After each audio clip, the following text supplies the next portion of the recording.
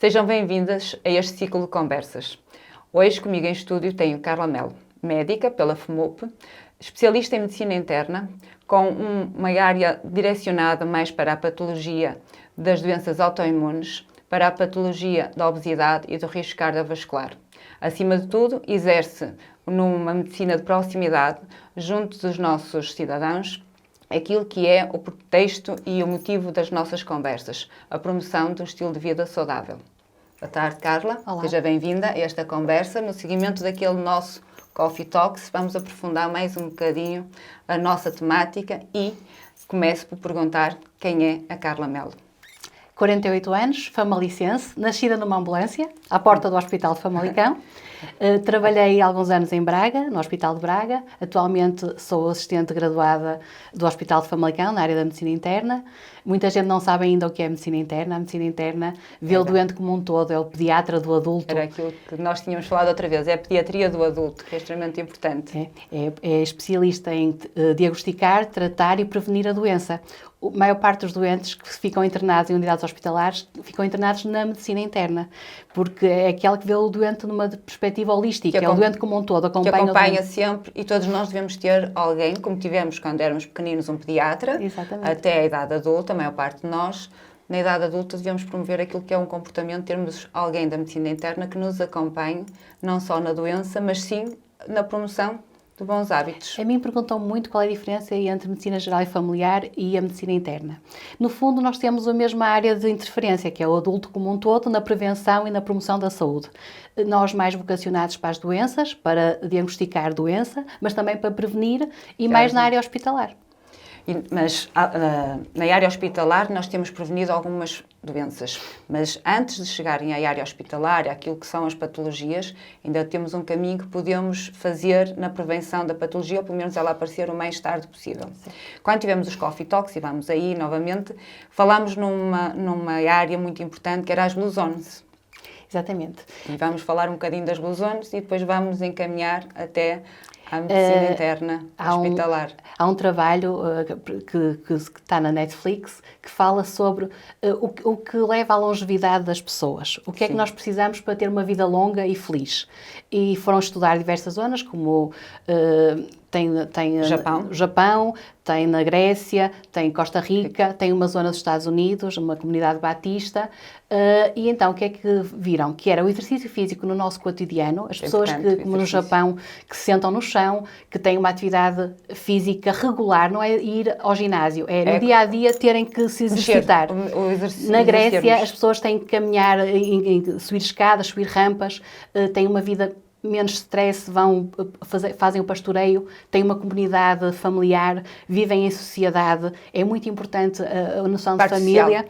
Quem nos acompanha ao longo da vida, a nossa cara metade, tratar e respeitar os mais idosos. Os idosos ensinarem-nos, fazerem parte do nosso dia-a-dia e, portanto, ter um objetivo. As pessoas têm que realmente ter um objetivo na vida. Após a nossa... Quando vamos para a reforma, não é? A nossa vida ativa, as pessoas continuam a ser úteis para a sociedade. E isso é muito importante. Sim, a experiência. Depois fazer voluntariado, tudo isso pode trazer longevidade. Claro que a nutrição aí tem um papel fundamental. A alimentação. Nós falámos, e uma referência para quem não sabe o que é as Blue Zones, elas também são Blue Zones, porque quem na altura deu o nome, nomeou, marcou-as no mapa do mundo com um marcador azul e daí terem ficado as Blue Zones. Mas para agrupar e fazer aqui uma síntese, nós falámos do exercício, certo? Falámos da alimentação, que é extremamente importante também. Falámos da vida, da saúde mental e da vida social. Ter um objetivo de vida é muito importante. E do propósito de vida. São umas bases muito autocuidado, que não é no autocuidado de nos pôr à frente, mas é aquilo de nós gerirmos a nossa vida ao longo da vida para promover bons hábitos de uma forma consistente. Nós hoje em dia, e estamos aqui numa geração que vem de uma base, e vamos focar aqui na nossa realidade, não é? É uma boa alimentação, uma boa localização, um bom sol, umas condições climatéricas boas. Se nós nos formos a referenciar nisso, o que é que nós poderíamos dizer para esta geração atual e a futura, os pilares para uma longevidade com qualidade? Porque é isso também que importa, a longevidade. Larguem os telemóveis. Tentem viver em comunidade, tentem fazer exercício físico, caminhar, ir a pé, deixar o carro mais longe. Nós não precisamos de ir com o carro até... Temos que nos mexer e temos que ter uma vida social ativa e que nos traga alegria. Gerir o stress, as horas de sono, gerir as expectativas. Aí um bocadinho faltava as horas de sono. As horas de sono também é muito importante. Que é muito importante. Dormir 7 horas, uma boa hidratação, uma alimentação rica, variada, tentar cada vez mais gerir o stress, porque realmente o stress tem sido um grande promotor de doença mental e as expectativas, não é? É preciso também gerir as nossas expectativas. Nós como pais, nós como filhos, temos que gerir sempre um bocadinho as expectativas. Estamos aqui no meio, chamada geração salsicha, mas porque estamos no meio daquela geração a ajudar os nossos pais e a tomar conta dos quando nós nossos começamos filhos. a ser pais dos nossos pais, que é um bocado que é uma complicado. realidade nos dias de hoje. Mas nós estávamos a falar e gerir o stress e a parte da saúde mental, que é extremamente importante. Ainda bem que diminuímos o estigma sobre a saúde mental e sobre a doença mental, são situações diferentes, mas também há mais, ou não tem essa muita realidade. Ansiedade. Nós temos uma geração cada vez mais ansiosa. Começa, talvez, pela competição, pela pressão, de entrar na faculdade, de ser o melhor, e há muito stress e as pessoas têm... eu costumo dizer que no meu dia-a-dia eu vejo situações de fim de vida e quando as pessoas estão em fim de vida, o que é que elas se arrependem? Era isso que eu É muito isso que elas dizem, o que é que elas se arrependem? É não terem estado mais com a família, muitas vezes, é terem demasiado tempo a trabalhar. Portanto, é muito importante saber as horas de trabalho e as horas de lazer, a família, gerir. E é aí que a nossa sociedade está um bocadinho... Nós em Portugal trabalhamos muitas horas, mas produzimos pouco, não é? Toda a gente diz isso. E porquê? Porque nós não estamos bem balanceados. E o autocuidado é nesse sentido. Nós temos que nos balancear, temos que saber o que é importante para nós, gerir expectativas e tentar ter uma vida saudável, com uma alimentação bastante variada, hidratar, beber água, parar. É preciso saber parar, é preciso estar tempo sem fazer nada. As pessoas hoje em dia não conseguem estar sem fazer nada. Não, sem estímulos. Não conseguem estar sem estímulos ou sem... Ou estão no telefone. Ou estão ir a uma sala de espera de um hospital é uma aprendizagem. Porque está toda a gente agarrada ao telefone, a ver uma rede social. E será que aquele tempo de fazer introspecção, meditar até... Cada um à sua maneira. Sim, e a intenção é trazer informação, a partilha de experiência e conhecimento de pessoas para pessoas. Exatamente. Porque há muita inteligência artificial, haverá sempre muita tecnologia, mas nada irá sobrepor aquilo que é a experiência humana contada por humanos. E é nessa experiência e nessa intenção que nós tentamos trazer por uma chamada de atenção ou ajudar a fazer escolhas. E nós sabemos que há muitos estímulos, mas tem que ser de uma forma consistente. Se fôssemos hoje a fazer até para prevenir, e há quem diga que as doenças autoimunes aumentaram e uma das causas é o stress, também pode ser ajudada por maior diagnóstico e uma maior prevenção. Também é verdade, e após Covid também. Mas será que nós, nas nossas decisões e no dia-a-dia, e aqui a medicina interna tem aquele papel, o que é que nós podemos fazer num estilo de vida saudável, que já a maior parte tem de uma forma consistente, ou pode ter, e o que é que nós podemos, além de nos lembrar disso todos os dias, dessa alimentação, como é que nós podemos relembrar para não esquecer? O que eu considero fundamental, e eu digo sempre às pessoas da minha faixa etária, não é? Que é importante dormir, da nossa faixa etária, dormir 7 horas por dia, beber 1,5 litro, 2 litros de água por dia, exercitarem-se, uma caminhada de 30 minutos, não precisamos ir todos para o ginásio, podemos deixar o carro um bocadinho mais longe, em vez de apanhar o elevador, subir as escadas. Depois, também a alimentação, as escolhas, não é? O nosso prato deve ser um prato colorido, rico em vegetais, nós não precisamos comer carne e peixe em todas as refeições. Há muitas leguminosas que são extremamente ricas nos nutrientes que nós precisamos. Evitar tudo que é processado, cuidado com os enchidos, cuidado com o sal. Nós temos muitas alternativas saudáveis. Claro que cozinhar todos os dias também cansa. Sim, tivemos aqui a Catarina Cunha, da outra vez falava, muitas vezes as pessoas não querem ou o cozinhar não é? O passar tempo de volta dos alimentos para fazer uma refeição às vezes é mais simples, mas habituámos-nos ao longo dos últimos tempos a evitar cozinhar ou ser mais fácil comprar já um pré-feito. Mas estamos a esquecer que isso vai ter um impacto ao longo da vida no nosso intestino, nas doenças autoimunes e a nível gástrico. A microbiota intestinal tem sofrido muito e realmente não estamos a fazer as melhores escolhas. Sabemos que os alimentos que são processados não são bons para o nosso intestino e tornar a cozinha um ato de família também pode ser uma escolha interessante. Parte social, a parte social e a parte eu tenho um grande grupo, tenho um bom grupo de amigos em que as nossas férias passadas, às vezes numa casa, é a cozinhar e é divertido. Portanto, sim. eu acho que isso as pessoas podem tornar a cozinha um ato social, um ato social e um ato de amor. Sim. Cozinhar é um ato de amor. É um ato de amor e de relaxamento. Exatamente. Para quem gosta, especialmente. Então, não é para todos, mas para quem gosta é realmente um ato de relaxamento. A refeição. Se nós, e estávamos aqui a entrar na parte da alimentação, e nos dias de hoje também falámos muito no exercício, na necessidade de nos mexermos, e entramos aqui, às vezes, em extremos, ou as alterações alimentares e a ansiedade de serem perfeitos, corpos perfeitos, e ao mesmo tempo também temos uma grande disponibilidade alimentar, o que nos leva, muitas vezes, ao aumento de peso e à obesidade. E entramos, então, aqui no outro perfil extremo, que também é uma patologia e que muitas vezes também não é aceite e que se acha sempre que é o comportamento da pessoa que está por trás e nem sempre é só uma escolha alimentar, porque a alimentação às vezes é comer ou as emoções. Exatamente. E há novas medicações e era sobre isso que eu também gostava para explicarmos a quem nos ouve. A obesidade é uma doença muito complexa, tem fatores genéticos, tem fatores ambientais.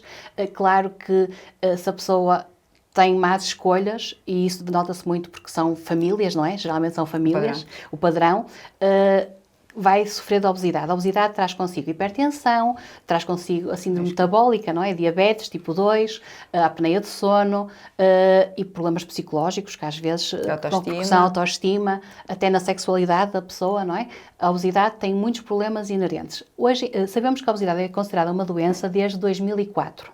Sim, estamos em 2024 e há fármacos que podem combater a obesidade de forma eficaz, mas que não são comparticipados, porque acham que esses fármacos é só para doentes diabéticos. Eu acho isto muito injusto. Quando um doente que tem excesso ponderal, que está motivado, me procura, eu penso assim, sinto-me frustrada, porque eu sei que há fármacos que eu os posso passar, que ajudam, mas se não forem com determinadas portarias, que é a portaria da diabetes, são extremamente dispendiosos. E depois aí é o social, ou seja, as pessoas mais desfavorecidas, que são as pessoas que sofrem mais da obesidade, são as que têm menos acesso. E depois têm as artroses, depois precisam da prótese da anca, depois têm a diabetes, e aí vão precisar de muitos fármacos e muitos cuidados, depois têm o infarto, têm idade jovem, têm o AVC. E há a nova teoria também, porque o risco cardiovascular em pessoas com alguma obesidade vai honorar, se formos para a parte da gestão, em termos de cuidados de saúde, vai honorar os gastos. Compensava mais fazer uma prevenção e compartilhar a medicação para todos, do que, desde que haja uma prescrição com critério médico e ajustada à necessidade e não como um recurso para emagrecer. Mas isso é uma coisa aqui portuguesa, porque noutros países, eu estive noutros países, nomeadamente no Canadá, em que Toronto dizia se tem obesidade, fala com o seu médico, se é maglutide, por exemplo. Ou como há liraglutide, há outros fármacos que neste momento, e há mais a chegar, que são eficazes, que têm poucos efeitos colaterais, e que podem ser vigiados e que, sob supervisão médica, podem ser extremamente eficazes. E às vezes eu digo, uma pessoa que tem 120 quilos, se perder 12% do seu peso corporal, acompanhado com uma nutrição adequada, com exercício físico, a seguir está motivada. E, portanto, aquele impulso, para começar, pode ser suficiente. Portanto, por que não apostar nesses fármacos, desde que com medidas, não é? É como eu tinha um cirurgião cardíaco de Coimbra, muito famoso, que dizia que não operava doentes que continuassem a fumar. Sim, era um critério para deixarem, ou uma obrigação, um estímulo para que deixassem de fumar. Exatamente. Por causa do investimento que estavam a fazer relativamente à cirurgia. E é isso aqui também. Os doentes têm que ter uma oportunidade para melhorar, acompanhado por nutricionistas, por psicólogos, porque nós temos de trabalhar sempre uma equipa multidisciplinar, enfermagem, tem que estar tudo englobado. E depois atendermos esses doentes e tratá-los para que não tenham doença cardiovascular em idade jovem, que é o que nós temos cada vez mais. Temos tido problemas de hipertensão em idade muito jovem. e alguma coisa está errado. E não é só o stress, nós temos fármacos muito eficazes para tratar a hipertensão, mas porquê é que isto está a acontecer tão cedo? Porquê é que estará a acontecer? É um conjunto de tudo? É um conjunto de fatores.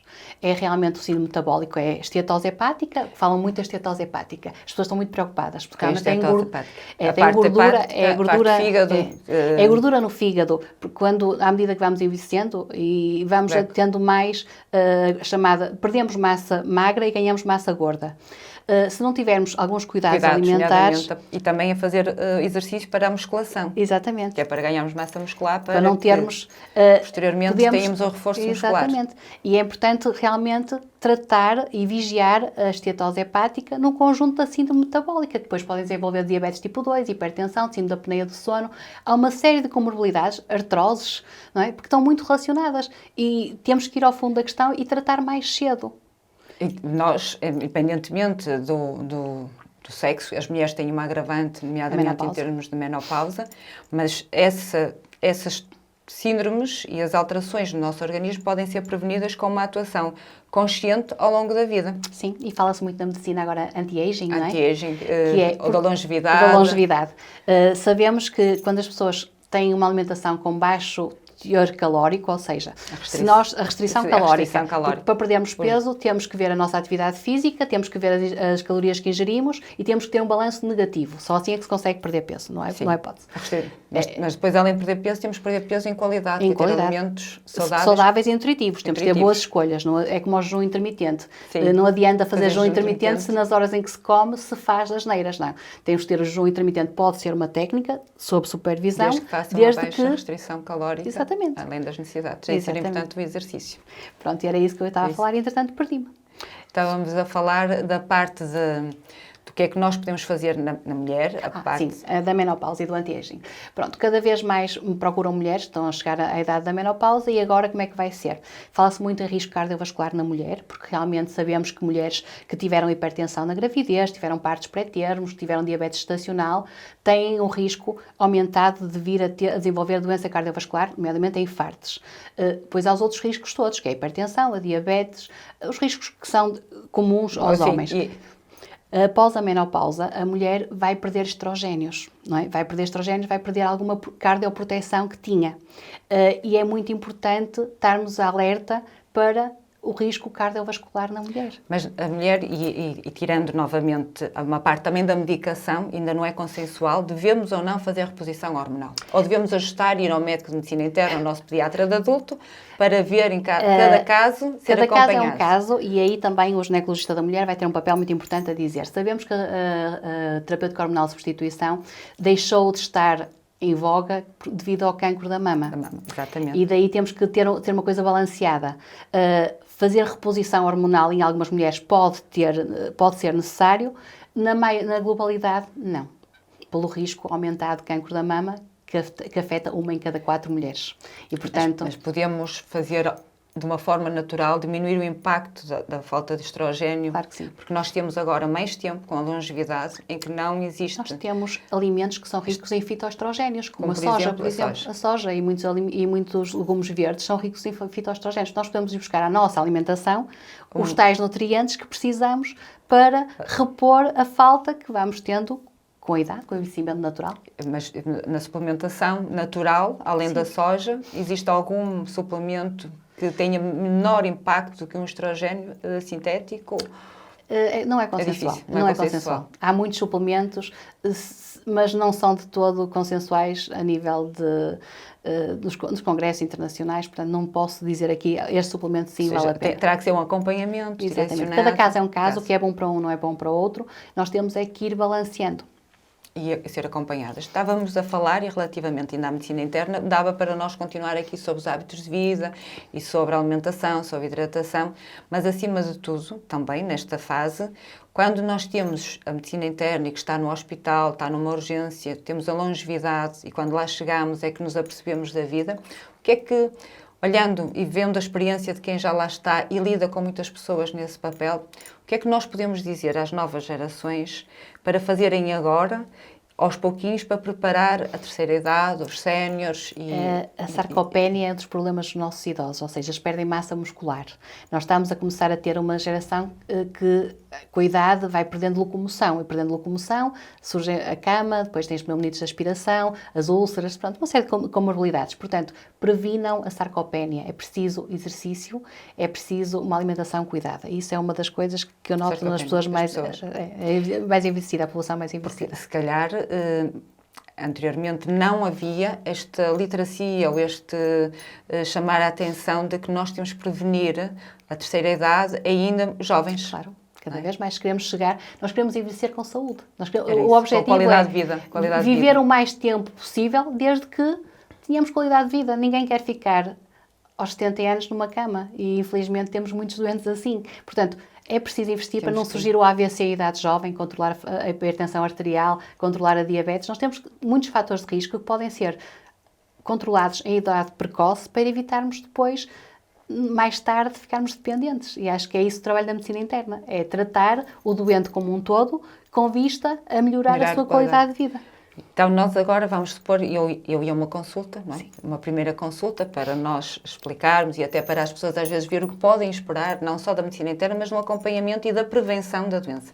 O que é que nós começávamos por fazer? Neste caso, esta idade, ainda jovem, que ainda há tempo.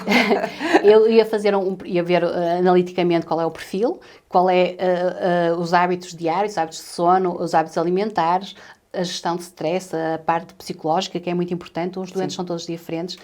Íamos falar sobre hábitos intestinais, porque é uma coisa muito importante. A obstipação, os dias de hoje é uma parte intestinal. Entre o cólon irritável e a obstipação crónica são imensos os doentes. Depois as intolerâncias alimentares, ao glúten, aos laticínios. Sabemos que em idade adulta nós não precisamos de ingerir leite. Temos os leites vegetais, temos outras fontes de cálcio, nomeadamente nos vegetais. E tentar ver qual é o perfil do doente, fazer um perfil analítico, ver a função tiroideia, ver a vitamina D, ver o cálcio, tentar ver o doente como um todo. E depois, se encontrasse alguma coisa, se encontrasse podia direcionar para alguma área, nefrologia, cardiologia, mas tentem que a única pessoa que vai integrar tudo é o médico internista. Mas podemos não encontrar nada, na maior parte das vezes não acontece, esperemos que assim seja, mas podemos prevenir. Devemos acompanhar para fazer uma suplementação ou, na maior parte das vezes, e à luz do conhecimento atual, a alimentação e estes hábitos tornam-se suficientes desde que sejam conscientes. Ou podemos melhorar ainda? Podemos melhorar. Por exemplo, o déficit de vitamina D, nós sabemos que é uma população que passa muito pouco tempo ao ar livre, à exposição solar. Nós precisamos de 15 minutos de sol por dia. Temos todos um déficit de vitamina D. Portanto, suplementar com vitamina D é positivo. O magnésio, para quem tem queimbras, para quem tem uma atividade física, também pode ter benefícios. A vitamina C na altura das gripes, das constipações. Outra coisa da medicina interna que faz muito bem é tratar das imunizações. A mulher que tem muitas infecções urinárias, há vacinas para isso, há vacinas, podem prevenir. Há hábitos saudáveis. Portanto, há muita coisa. A parte intestinal, a obstipação. Cada vez mais há uma queixa recorrente da obstipação por causa do sedentarismo, as coisas estão relacionadas. Portanto, muita fibra, chia, aveia, fisílio muito útil, os iogurtes de manhã, tentar muita hidratação. A hidratação aqui é fundamental. Atividade física, combater o sedentarismo e tempo. As pessoas também hoje em dia também não têm tempo até para o básico. É preciso às vezes relaxar e estar o seu tempo. Voltar a ter momentos de conexão, de relacionamento, que é o que das vezes temos trazido algumas conversas e na troca de impressões com outras pessoas e com outros profissionais de saúde, nota-se que é uma sociedade muito acelerada e que está a incutir isto nos mais novos. A necessidade de estímulo, a mente acelerada, e que vai trazer outro tipo de alterações na saúde mental e depois vem a consequência na saúde física. Combatendo isso, o conselho mais importante será sempre nós olharmos de dentro para fora. Exatamente. E pormos o copo, o que é que está mal, o que é que está... E tentar sempre relativizar as coisas. Eu às vezes tenho dias muito maus e chego a casa e penso assim, eu tenho uma família boa, eu tenho bons amigos, portanto, eu sou uma pessoa feliz. Eu vejo pessoas da minha idade que eu tenho que dizer, o senhor tem um cancro, não é? Vamos ter que fazer tratamentos que não são agradáveis. E eu, quando chego a casa, assim, infelizmente não tenho nada disso. Que devemos valorizar. E mesmo as pessoas que têm que ser cuidadas e acompanhadas. Mas nós temos que relativizar. Há sempre quem esteja melhor, há sempre quem esteja pior, mas a nossa vida tem momentos de felicidade, não é? Não há ninguém que esteja sempre feliz. Há momentos de felicidade. Não há vidas perfeitas. Não há vidas perfeitas. Ninguém pode confundir, eu digo muitas vezes também o bastidor com o palco. Claro. O bastidor, toda a gente é difícil. Muitas vezes temos é que nos contentar e agradecer o bom também que temos. Exatamente. Ver o lado positivo das coisas. Em tudo na vida. Em tudo. Mas, e agora também me perdi um bocadinho, ia perguntar, no meio desse contexto, e há algumas situações que nós podemos, qual era da parte da Carla Melo, como é que vê a medicina interna e como é que vê o futuro da medicina e o acompanhamento? É uma jovem, é médica, tem um futuro pela frente, ainda tem muito know-how. Eu tenho 20 anos de profissão, portanto já começo a entrar naquela fase, já tenho alguma experiência. Acho que cada vez mais a medicina interna tem um papel relevante nos hospitais, a cogestão dos doentes cirúrgicos. O doente hospitalar devia ser sempre visto por um internista, porque o internista é que vai fazer a integração da medicação, das comorbilidades, portanto isso no hospital era fundamental. Cá fora, no ambulatório, o internista também tem um papel muito relevante em integrar todas as patologias do doente e em promover hábitos de vida saudáveis e tirar dúvidas. Muitas vezes os doentes nem têm grande doença, mas estão tão cismados que vão ter, começam a sofrer e depois vem o stress. E o stress causa a insónia, depois começam a ficar dependentes de antidepressivos. É um problema que nós temos hoje, as pessoas só dormirem sob efeito de fármacos, nomeadamente as benzodiazepinas. O peso das benzodiazepinas em Portugal é uma coisa extraordinária. E nós, profissionais, somos culpados, somos nós que as prescrevemos. Como um Valium, como diazepam, oxazepam. Portanto, temos realmente esse problema do excesso de benzodiazepinas quando... esquecer os ecrãs meia hora antes de dormir, ler um bom livro, estar com a sua cara a metade, falar, conversar, é muito mais relaxante e pode ajudar a ter um sono reparador. É verdade, mas muitas vezes as pessoas chegam a casa cansadas, tiveram um dia super estressante, tiveram um aceleramento, não é? É uma sociedade muito acelerada. E às vezes fazer aquele clique e o quebrar torna-se difícil e é mais fácil. Recorrer a uma pastilha. E mas acaba temos por pastilhas naturais, temos a valeriana, temos a melatonina. São coisas que não criam tanta habituação e que podem ser úteis. Secundários. Depois temos outros fármacos. A demência. Exatamente. Um excesso de benzodiazepinas pode estar associado a alguma demência. Exatamente. Ou perda cognitiva. Até porque as benzodiazepinas interferem com o ciclo da memória a curto prazo. Portanto, se a pessoa usa muito a benzodiazepina, vai se lembrar do que fez 20 anos atrás, vai se esquecer do que fez, o que é que almoçou. Sim. Por isso é que não devem ser tão utilizadas e têm muita dependência, efetivamente.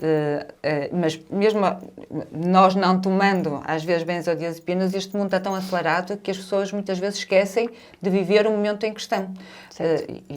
Daí o propósito de nós estarmos cá, uma chamada de atenção, relembrar dos princípios básicos, porque muitos deles são o que nós aprendemos lá atrás, mas é voltar a relembrar esta sociedade acelerada. É acelerada porque o trabalho assim o exige e porque realmente estamos expostos a demasiados stresses no dia-a-dia e que temos que relativizar. É muita informação, temos que relativizar. A vida tem que ser um bocadinho mais do que isto. Eu penso sempre assim, tem que ser mais do que chegar a casa, fazer o jantar, pôr os meus a dormir. Nós temos que ter períodos de lazer.